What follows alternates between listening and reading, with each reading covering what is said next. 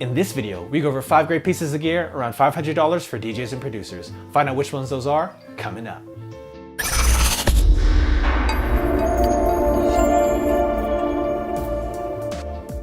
Thank you for watching PDot TV, where you'll find tips, tricks, and tutorials for DJs and music performers. Now let's get into the video. So the first item we have up is the Reloop RP7000 Mark II. Now again, this is probably one of my favorite newer turntables out on the market. I love the classic design as well as that piano black finish, and I really like the upgrades to the tone arm they did for the Mark II. Now you get a more kind of classic 1200 style tone arm construction instead of the normal handpin design, super OEM design like we see on a lot of other super OEM turntables out there. So it's really nice that they kind of separated themselves in that way, and just I love how clean this turntable is, as well as the feature set on it. You get stuff that you don't find on turntables like the Pioneer PLX 1000. You get the adjustable start and stop time, you get the adjustable, torque control, as well as reverse. It's just an overall great turntable, and for $499, it's a great buy. Up next, we have the Pioneer DJ DJM S3. Now this is one of the cheaper Serato DJ enabled mixers out on the market today. It's pretty basic. I mean, you really only get 2 channels, 3-band EQ, full kill EQ, as well as a filter for that each channel.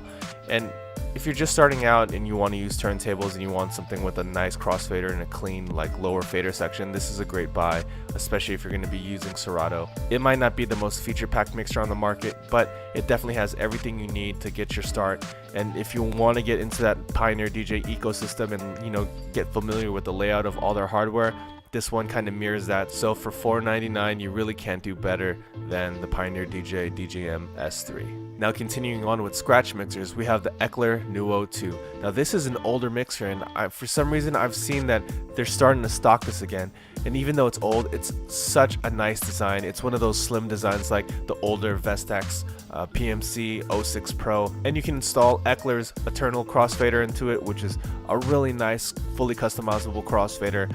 And if you're into more of the analog sound and you want something that's a little bit different, Eckler's known for their build quality and known for their sound quality. And it's hard to find slim style battle mixers like this on the market now. So to see Eckler put this back out, or at least some stock coming back into the market, it's a great thing. So if you're a scratch DJ and you want, a serious scratch mixer that's really built just for turntablism, for this price point, this Eckler Nuo 2 is a great choice. Now switching over to production, we have the Native Instruments Machina MK3. Now I've spoken about this controller and software over and over again, and for good reason.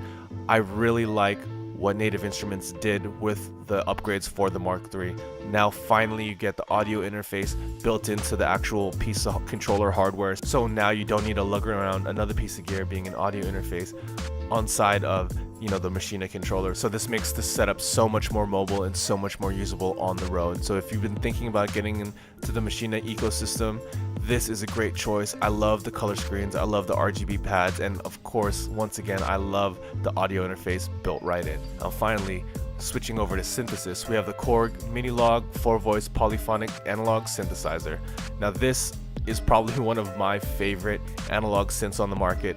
You get 37 keys, and they're not super small, so it's pretty nice to play on. I mean, full keys would be a better feel, but for overall the size of this thing, I love the overall layout of the synthesizer. The controls are laid out really nicely, really clean, really simple to see what each control does, and they're kind of grouped together really nicely, and it just makes sense overall.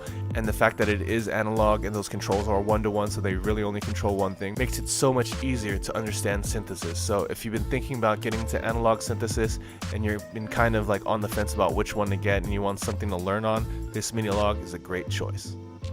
So that's a look at 5 great pieces of gear around $500 for DJs and producers. If you're interested in purchasing any of those, links can be found down below in the description.